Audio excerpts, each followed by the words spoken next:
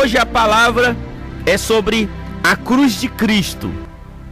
Primeira carta aos Coríntios, capítulo 1, versículo 18. Certamente, a palavra da cruz é loucura para os que se perdem, mas para nós que somos salvos, poder de Deus. A cruz é o aspecto central de onde emana todos os princípios para a redenção humana. Qualquer solução espiritual viável está de alguma forma relacionada à essência do sacrifício de Jesus Cristo ali na cruz. Os pecados precisam de perdão na cruz. As feridas precisam da restauração da cruz. As maldições precisam da libertação da cruz. As enfermidades precisam da cura da cruz.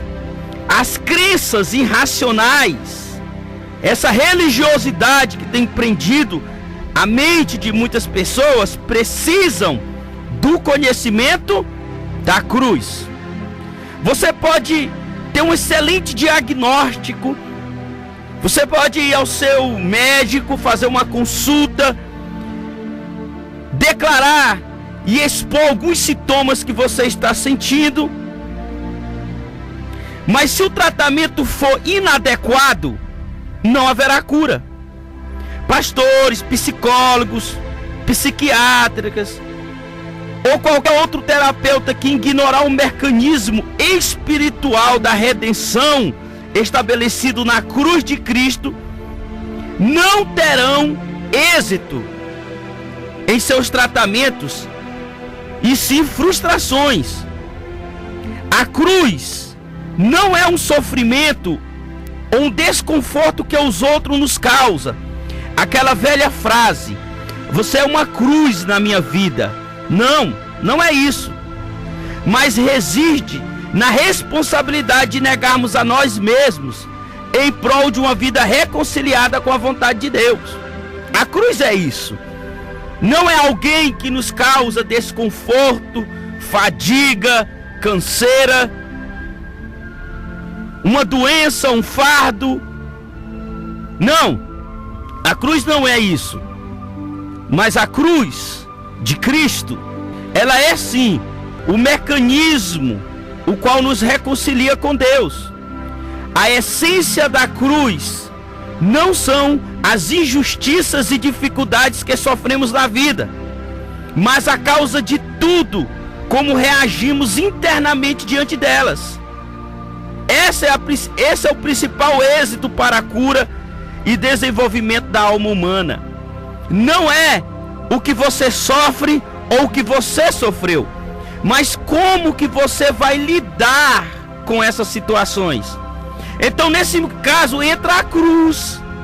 A cruz, ela entra no momento exato em que nós precisamos de uma restauração, que nós precisamos de uma cura, que nós precisamos de uma restauração. A cruz, ela não é um fardo e não as consequências do nosso pecado, mas é o alívio da consequência desses pecados. A cruz de Cristo também traduz o único mecanismo viável de redenção e resgate. Não existe outro mecanismo, não existe outro meio de redenção e de resgate e de salvação, se não for por meio da cruz de Cristo. Significa que tudo aquilo que Deus legalmente providenciou para quitar todo o crédito de injustiça e de iniquidade, que avaliavam e que estavam na mão de demônios, que aprisionavam a nossa vida, tudo isso foi quebrado e anulado pela cruz de Cristo. Antes da queda do homem, Adão e Eva gozavam de 4 privilégios maravilhosos. Eu quero recordar isso com você. Você que tem o costume de ir à escola bíblica dominical, você que está nos ouvindo, que ainda não sabe o que é escola bíblica dominical, é um culto voltado ao ensino que todas as igrejas evangélicas e a Igreja Católica chama de catequese, catequizar, discipular, ensinar. É oferecido aos domingos pela manhã, por isso chama dominical, domingo. E ali é ensinado sobre princípios, doutrinas e estudos da Bíblia. Se você tem o costume de ir à escola dominical, você conhece a história de Adão e Eva. O princípio da criação, a queda, né? A queda pelo pecado, a tentação. Quando Deus expulsa Adão e Eva do jardim. Eu quero mencionar aqui 4 privilégios maravilhosos que eles tinham lá no jardim do Éden. Primeiro, eles desfrutavam de uma comunhão íntima com o Criador e Pai. Primeiro privilégio, comunhão íntima com o Pai. Segundo, trabalhava em plena cooperação com Ele. Trabalhavam junto com o Pai. Eles eram ligados. Tinha uma cooperação entre Adão e Eva e o Pai. Terceiro, tinha suas orações respondidas. Tudo quantos eles oravam eram respondidos pelo Pai. E quarto, gozava da plena proteção de Deus. Deus era o seu escudo, a sua fortaleza, a sua proteção. Porém, depois da queda, todos esses privilégios foram perdidos. Além do pecado fazer com que eles perdessem esse privilégio de uma vida no paraíso, não apenas eles, mas posteriormente toda a raça ou descendência também ficaram reféns de 4 consequências. Eles tinham 4 privilégios. Depois da queda, tiveram 4 consequências pela queda. E eu e você também estamos debaixo dessas consequências de pecado, porque nós fomos gerados de Adão e Eva. Toda a sua descendência e a raça humana ficou refém dessas consequências. Qual foi a primeira consequência? Tornaram-se culpados de uma grande transgressão contra Deus. Então, a primeira consequência, eu e você, meu irmão, somos transgressores diante de Deus. Segundo, morreram naquele mesmo dia, não fisicamente, não seu corpo, lógico, mas espiritualmente. Espiritualmente, eles foram desligados da comunhão com o Pai. Assim também, eu e você estávamos e estamos desligados da comunhão com o Pai. Terceiro, todo o seu ser se tornou corruptível, maculado, manchado. Ou seja, aquilo que era incorruptível, que não se corrompia, aquilo que era imortal, passou a ser mortal, aprovada a morte, e o que era incorruptível passou a se corromper, a se degradar, como um ferro, que o ferrugem vai roendo aos poucos, vai degradando, vai corrompendo o ferro, até estragar todo o ferro.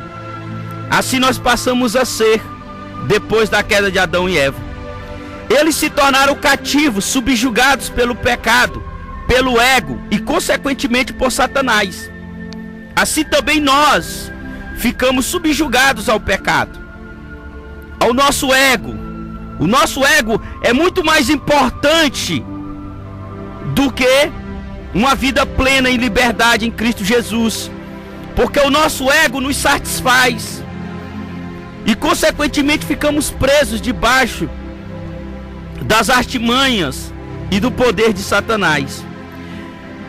Assim sendo, a salvação deve atender a todas as necessidades do homem caído.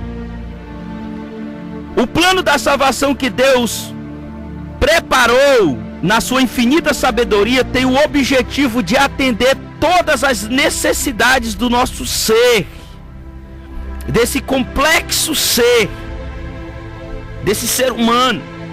É todas as necessidades. A cruz é o plano perfeito de Deus. A única forma de Deus redimir o homem sem deixar de cumprir a sua própria lei.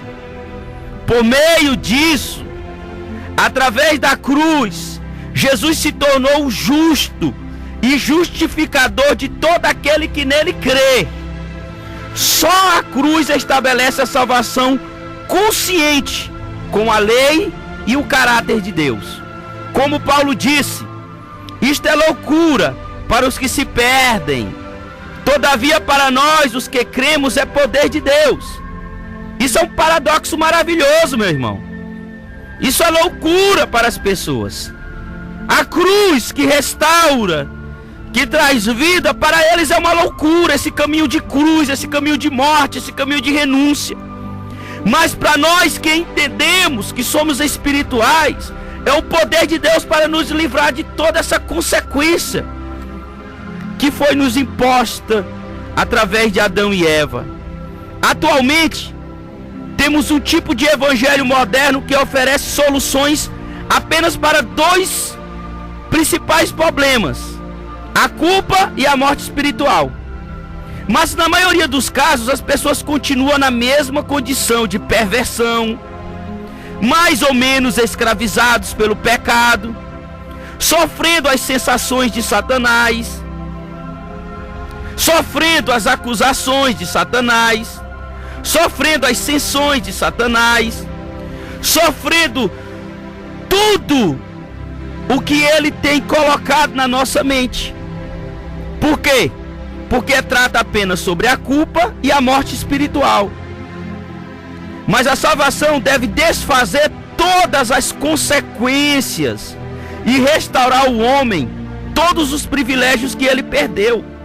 Não só apenas a morte espiritual, não só apenas a culpa pelo pecado, porque isso é perdoado na cruz, e a nossa reconciliação com Deus também se dá na cruz. Mas não só essas duas partes, as outras partes também precisam ser restauradas. 3 aspectos da cruz. Vamos estudar 3 aspectos da cruz.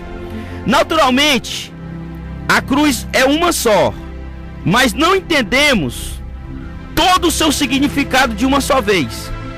Um dos grandes segredos de Paulo é que ele aprendeu a colocar o Cristo crucificado, o Jesus crucificado, como o centro da mensagem e vida. Ele pregava Jesus e este crucificado, está lá em 1ª carta aos Coríntios.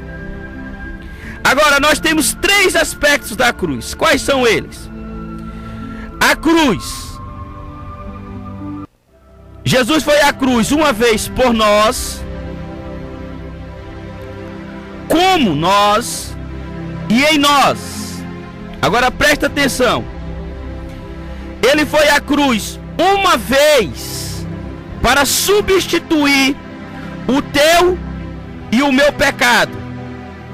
Eu era réu, eu sou o pecador da história, mas Jesus, ele veio uma vez, substituiu um ser fraco e caído, que sou eu e você, e morrendo na cruz, ele nos vivificou. Isso está em Efésios capítulo 2, versículo 1. Também, como nós, como homem, ele veio uma vez, sendo nosso representante diante de Deus. Ele se tornou homem, e na cruz ele absorveu todos os pecados, o meu e o seu. Dessa forma, ele foi uma oferta justa, porque como homem ele não tinha pecado, mas na cruz ele absorveu os nossos pecados. Isso chama-se liberdade. Ele nos libertou do poder do pecado. Está lá em Colossenses capítulo 1, versículo 13. Agora, em nós, ele está diariamente. É o nosso estilo de vida. O sacrifício vivo de Jesus, que diz lá em Romanos capítulo 12, versículo 1. Em nós é diariamente, é uma mudança diária.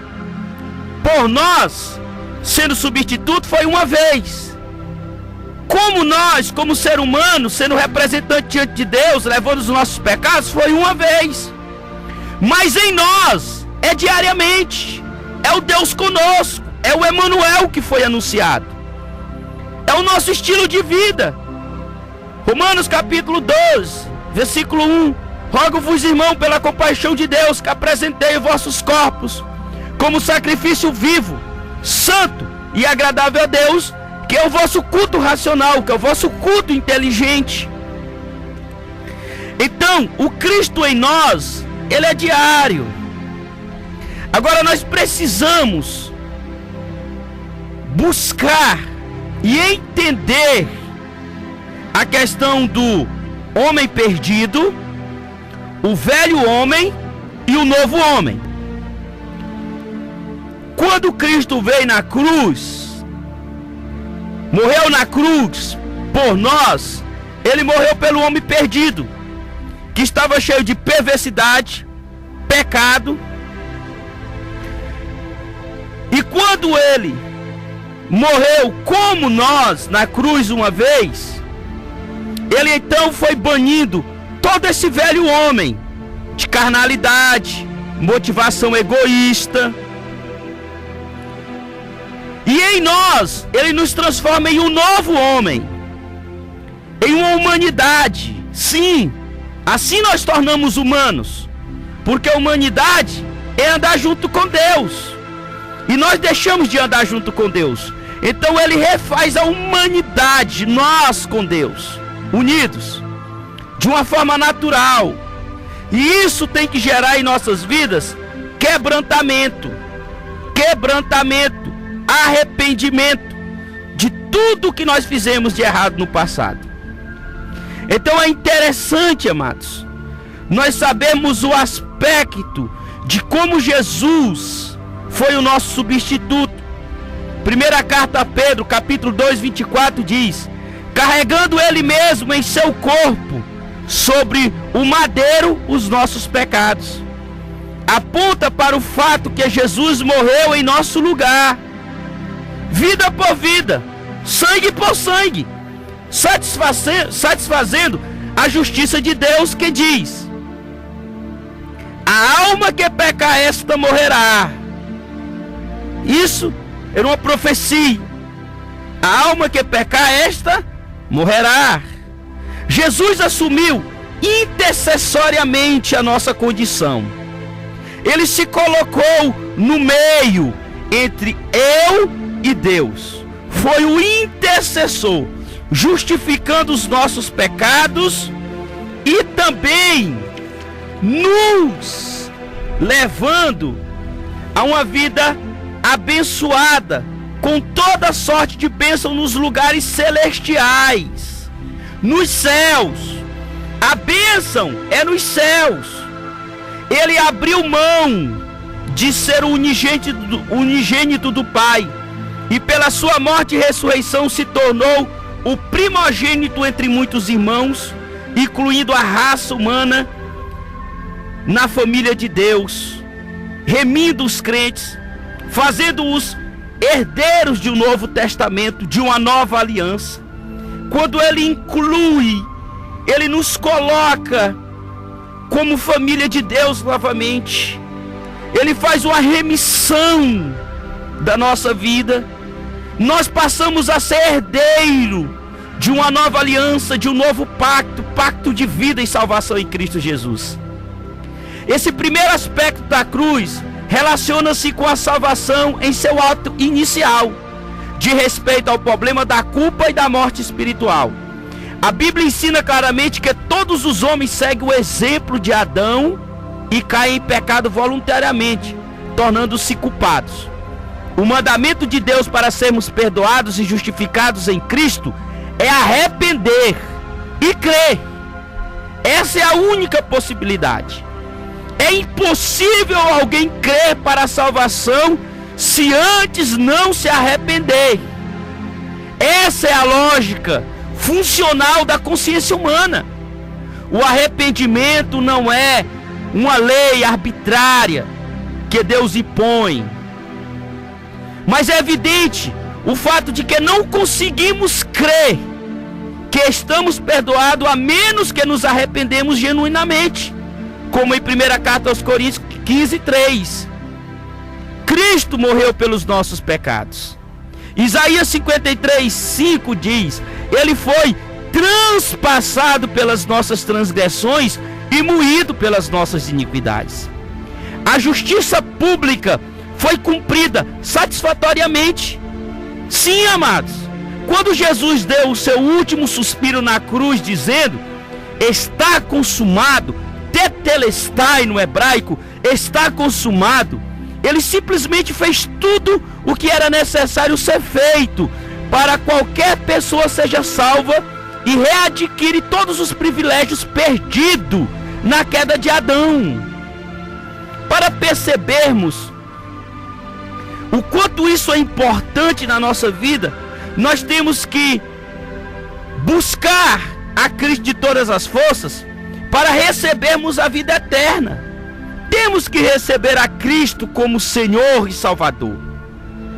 Está explícita, está claro, evidente em tudo que nós estamos falando aqui, em uma experiência sobrenatural do novo nascimento. Porém, amados, pouco depois de descobrirmos que temos outras necessidades além do perdão e a certeza da salvação, às vezes nós não queremos dar o segundo passo, porque nós achamos que o processo da salvação é apenas o perdão de Cristo e a reconciliação nossa com Deus. Mas o segundo aspecto da cruz diz respeito a essa atitude de pecado, onde nós nos encontramos refém de nossos desejos e sentimentos desgovernados. Nós não governamos os nossos desejos, eles é que nos governam. Então, esse segundo aspecto, porque é o primeiro sobre o ato substituto de Cristo, ele perdoando os nossos pecados, nos substituindo ali na cruz, é um fato evidente. Isso se dá através do arrependimento, porque foi ele que morreu pelos nossos pecados. Agora, o segundo, Jesus como nosso representante, ele sendo o nosso representante legal perante o Deus. Gálatas capítulo 5, versículo 24, 25 diz assim: e os que são de Cristo Jesus crucificaram a carne com suas paixões e corrupciência. Se vivemos no Espírito, andamos também no Espírito. Olha só, a carne é crucificada junto com seus desejos e paixões, está pregado no madeiro, ela não se manda mais. Agora nós estamos vivos no Espírito, então nós iremos andar também no Espírito, em mudança de mente, posição e de caráter. Ou seja, tudo o que aconteceu com Jesus também precisa acontecer conosco. Precisamos nos identificar com Cristo na sua crucificação, na sua morte, na sua ressurreição e na sua glorificação. Lógico que isso é um processo para cada situação e área de todas as áreas das nossas vidas. Toda motivação, desejos, sentimentos que por obediência crucificamos na cruz, deixamos na cruz até a nossa morte, identificamos-nos como a cruz de Cristo. Ela vai ressurgir de forma glorificada. Experimentaremos o melhor de Deus. Assentaremos nos lugares celestiais com Ele, numa posição de autoridade e descanso. Assim, vivemos uma vida de fé em fé, de glória em glória. Nesse segundo aspecto do Cristo sendo nosso representante, a cruz, nós lidamos com uma questão da pecaminosidade, do pecado, fazendo referência ao que podemos chamar de raiz do pecado, ou seja, o motivo básico que inspira todos os atos que praticamos. Isso nos impulsiona aos nossos desejos e sentimentos, gente. Essa é uma das tarefas que Satanás tem colocado sempre na vida de todo cristão. Essa questão de nos motivar através dos nossos desejos e sentimentos, aonde ainda nós não crucificamos com Cristo, estamos na igreja, somos batizados, dizimistas, cantamos, ofertamos, desejamos o Cristo de todo o coração, mas reina dentro de nós o pecado que nos domina, como diz Paulo: aquilo que eu quero fazer eu não consigo, mas aquilo que eu não quero, isso eu consigo. Ora, se eu não faço o bem que quero, mas o mal que não quero, logo já não é eu que faço, mas o pecado que está dentro de mim, que habita em mim. Então, sabendo dessas coisas, nós precisamos ter uma perspectiva mais profunda da cruz. Ou seja, não foram somente os nossos pecados, atos que praticamos, que Jesus levou à cruz. Ele também nos levou, juntamente com o pecado que habita dentro de nós, o veneno da serpente que foi colocado dentro de nós lá no Jardim do Éden. Ele levou a nossa pecaminosidade, a tendência crônica de desagradar o nosso ego e satisfazer descontroladamente os nossos desejos. Ele levou isso também. Não foi só a questão do perdão dos pecados, mas a libertação desse ser maligno que habita dentro de nós e que tenta controlar o nosso ser. Esse aspecto da cruz nos ensina a morrer, não para o desejo, mas para aquilo que é impróprio ou compulsível, que nos escraviza. Esse aspecto da cruz nos leva a uma renúncia dos nossos desejos. O pecado nada mais é do que um apelo às nossas emoções, aos nossos desejos, aos nossos sentimentos de ultrapassarmos os limites estabelecidos por Deus. Para sermos mais exatos, o conceito do pecado vem de uma questão interior. Quem governa quem? Você se governa ou o pecado te governa? Governamos os nossos desejos, sentimentos, emoções, ou somos governados por eles? É uma questão de domínio próprio. Por isso que o domínio próprio é um dos frutos do Espírito que precisa ser exercitado, buscado. Tem pessoas fazendo jejum, oração, para falar em língua e profetizar. Por quê? Porque isso dá audiência, porque isso mostra que ele é espiritual, mas não quer o domínio próprio, não busca o domínio próprio. Parar de fofocar, parar de mentir, parar de dever aos outros, de consumir demais, ser consumista demais, ser orgulhoso, rebelde, autossuficiente. Então, meu amado, é o domínio próprio que nos levará a ter uma completa salvação em Cristo Jesus. A fonte de poder para exercer o autogoverno espiritual que nos afasta do pecado resiste no estilo de vida demonstrado por Jesus Cristo. Se ele negou a si mesmo, nós também devemos negar-nos a nós mesmos. É assim que tocamos na sua graça, é assim que experimentamos essa graça. Esse é o grande segredo que nos leva a desfrutar de uma alma saudável, de uma vida espiritual vitoriosa, cheia de conquista, em que sempre está fundamentado no que Paulo diz em Romanos capítulo 6:14. Porque o pecado não terá domínio sobre vós. Diga glória a Deus, meu irmão. Pois não está debaixo da lei, e sim da graça. É o amor incondicional de Cristo na sua vida.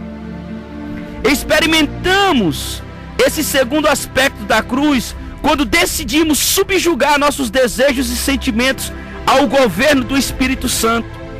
Quando o Espírito Santo nos governa, quando o Espírito Santo nos toca, quando o Espírito Santo nos renova, nós somos extremamente abençoados. Então ele foi o nosso representante, quebrando dentro de nós esse poder desse Espírito.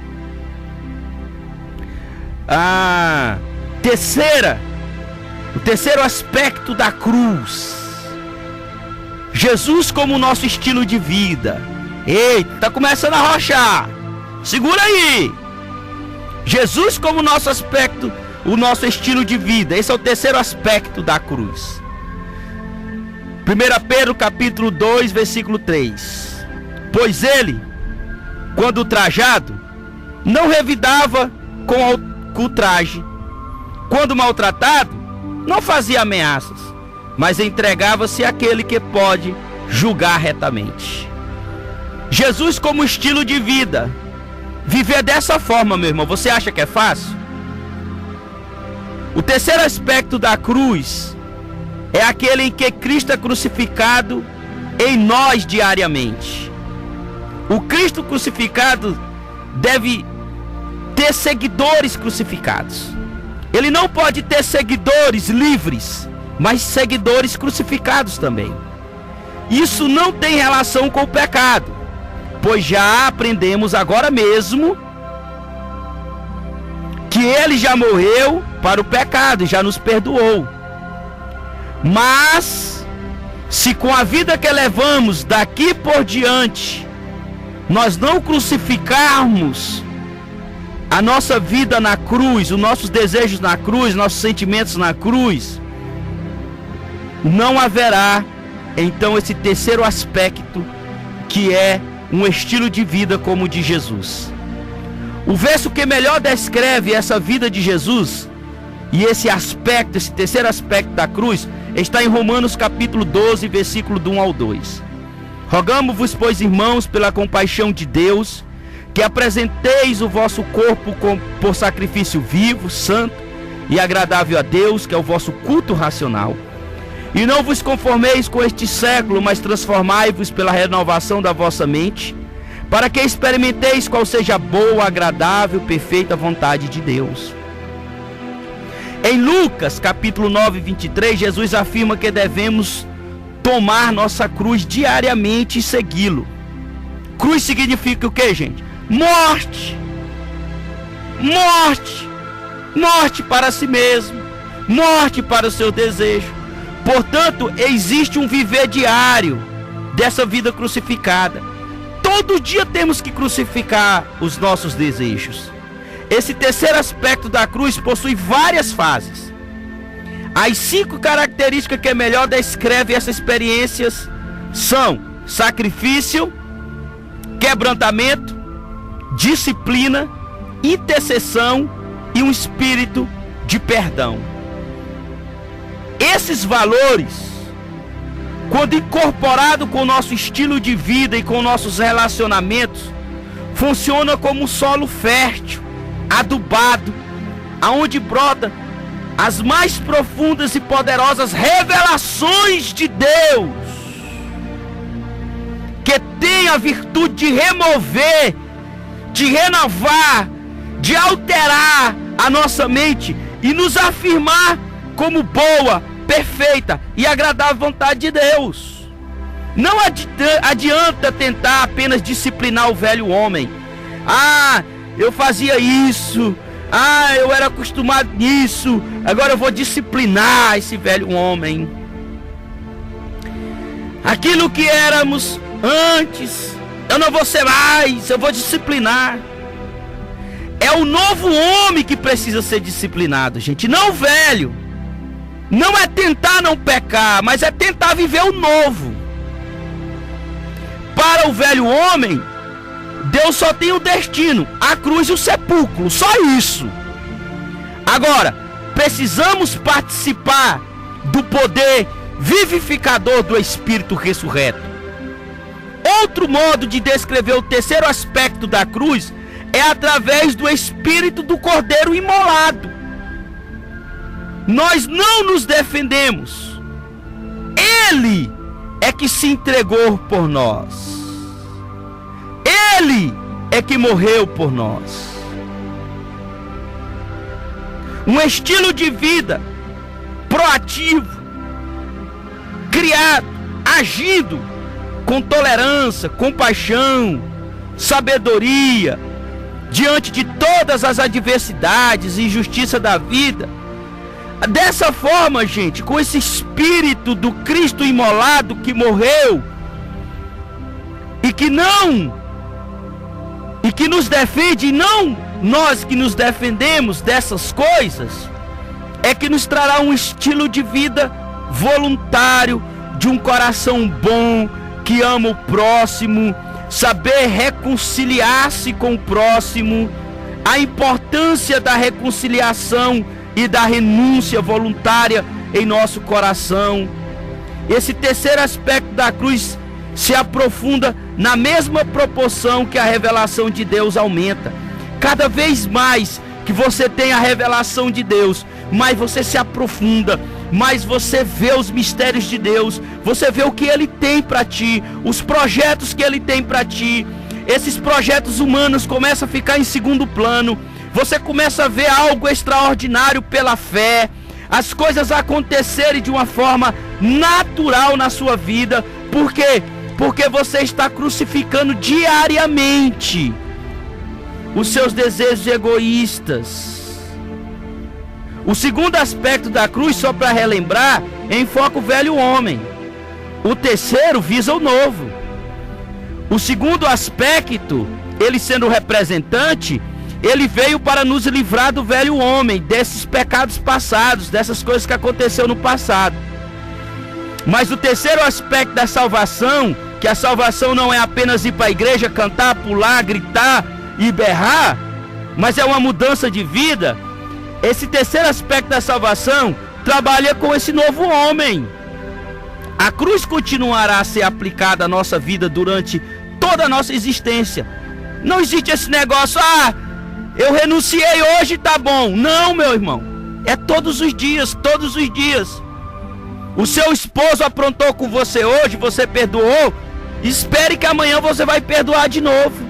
Aquele irmãozinho pisou no teu calo hoje, espere que amanhã ele vai pisar de novo, e você está pronto a tomar a sua cruz naquele dia, renunciar ao seu egoísmo, perdoar ele novamente. Isso é a vida de Jesus Cristo, o estilo de vida. Isso é salvação, isso é mudança, isso é libertação.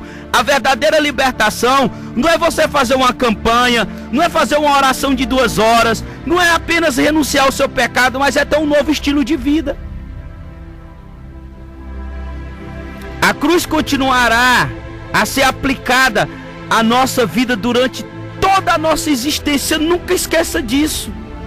E somente o Espírito Santo pode fazer isso, ninguém mais. Ele contará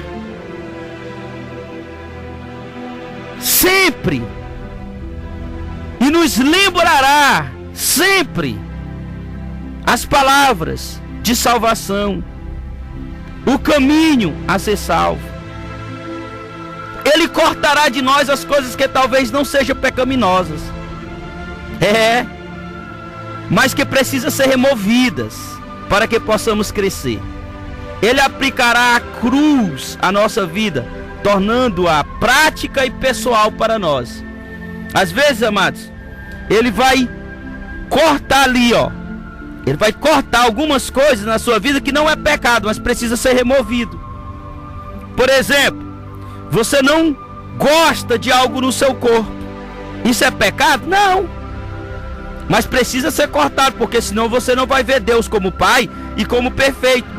Porque se você acha que seu nariz é grande, sua orelha é feia, os seus olhos são feios, seu cabelo é ruim, e você não gosta disso, você nunca vai ter um relacionamento com Deus que é perfeito e que veio vencer e que lhe fez perfeito. Você é perfeito. Satanás é que está mentindo, dizendo que você é feio, porque ele colocou uma beleza padrão no mundo e quer que todo mundo se encaixe nisso. Viver 24 horas dentro de academia, deixar de desfrutar do sabor dos alimentos para ter um corpo esbelto, apenas para demonstrar para o povo uma beleza superficial. Porque a verdadeira beleza está dentro do coração. É a pessoa humilde, é a pessoa quebrantada, é a pessoa generosa, é a pessoa que tem um espírito manso e tranquilo. Isso é uma verdadeira beleza. Então essas coisas que aparentemente não são pecado, o Espírito também vai cortar em você, para que você seja totalmente liberto, meu irmão. Então nós temos esses aspectos, o terceiro aspecto fundamental da cruz na nossa vida, certo? E para nós fecharmos, nós temos então a cruz e o ministério da libertação. Quando ela entra então como libertação em nossas vidas. Não existe libertação sem cruz. Não basta apenas orar e gritar e repetir que estamos quebrando determinada maldição em nome de Jesus. Não adianta. As maldições e os demônios não irão desistir porque falamos mais altos ou mais baixos do que eles. Não é pelos gritos, pela eloquência da voz, pela insistência com a qual repetimos os nossos comandos, esses mesmos comandos todos os dias. Isso não funciona. Todos conhecemos aquela história dos 7 filhos de serva. Se você não conhece, leia a Bíblia. Escreva aí no papelzinho, ó. Atos capítulo 19, versículo 13 e 17. Eles foram expulsar os demônios de uma pessoa.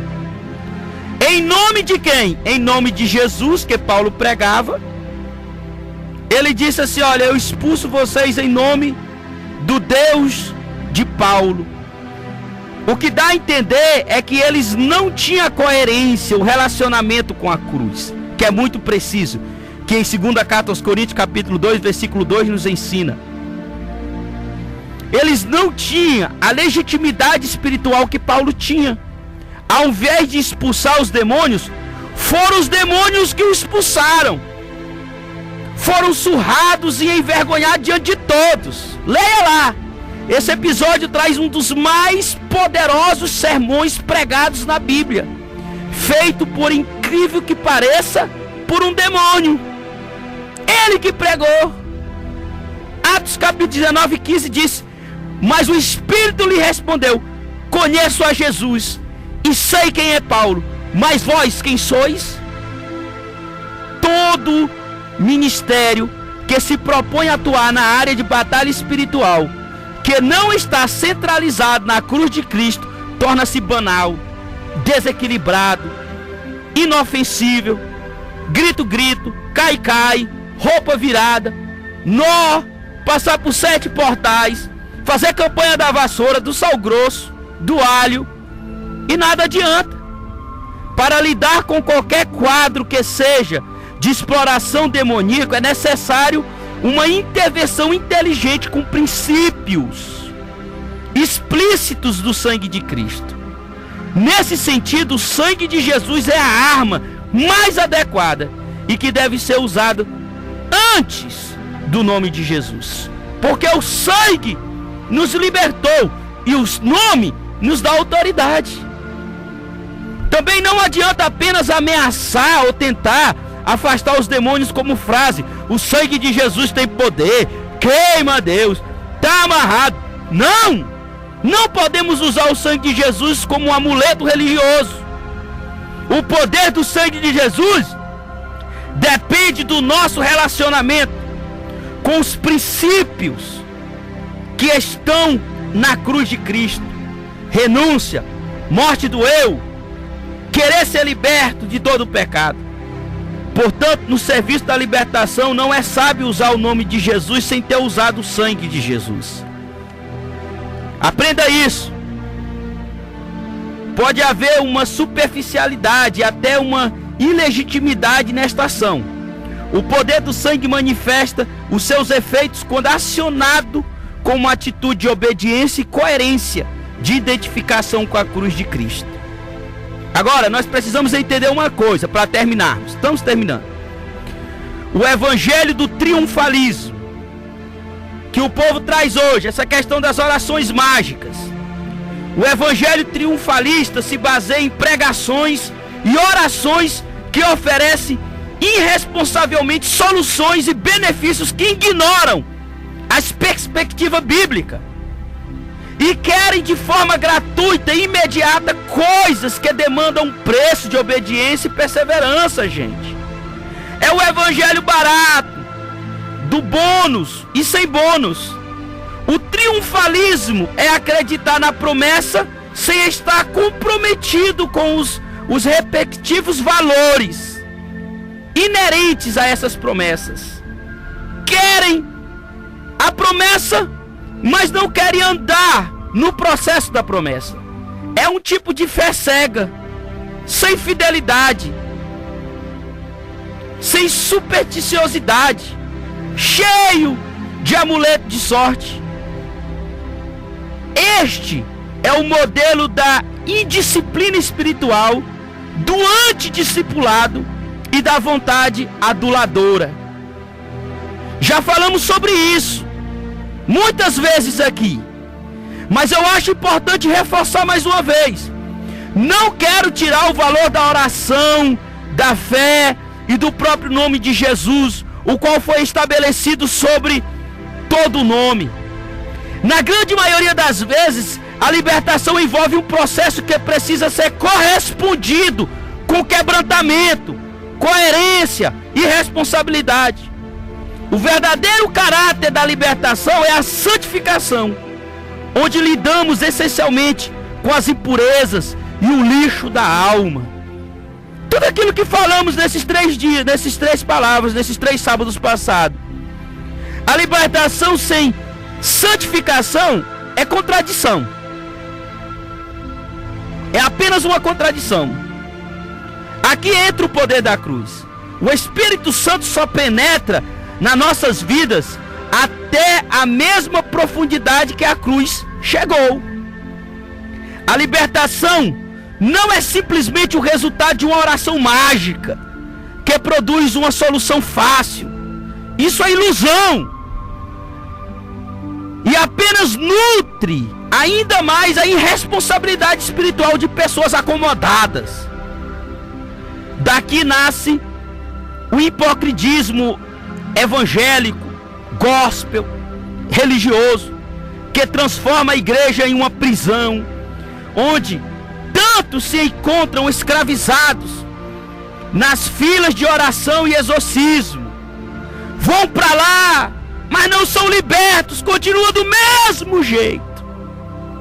Muitos têm se tornado escravos do ministério da libertação. A cada dia, o mesmo demônio é expulso. Vai na reunião, no outro dia o mesmo demônio é expulso. Acaba virando o objetivo de show na igreja. Não se deve expulsar irresponsavelmente os demônios de uma pessoa sem identificar e tratar as respectivas causas dessa exploração. Por que ela está sendo explorada por esses demônios? Se ela está abrindo brechas e deixando, porque tem muitos que querem libertação, mas não quer fechar as brechas. Na maioria das vezes, isso só produz estresse na vida do pastor, do grupo, da própria pessoa. A pessoa precisa ser adequadamente confrontada em relação ao pecado dos vigentes e estrutura de passividade em sua vida, que funciona como um passe livre para os demônios. Essa mente passiva, tá bom, de qualquer jeito. Muitos vão a um libertador interpretando-o como pai de santo evangélico. Oh, meu Deus! Os pais de santo evangélico.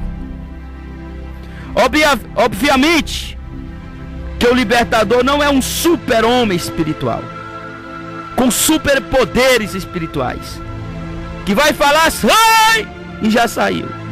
Não.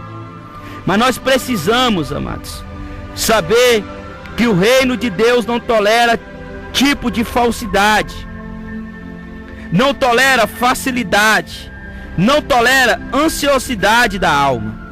Muitas vezes será necessário resistir, lutar, se esforçar, renunciar, perdoar, perseverar, humilhar-se, confessar, até mesmo se expor. Cuidado para não se expor com qualquer um, senão as coisas vão ficar pior. Vai colocar no ventilador e Colinas inteira vai saber no outro dia. Há um preço da cruz no qual o maior inimigo a ser vencido somos nós mesmos.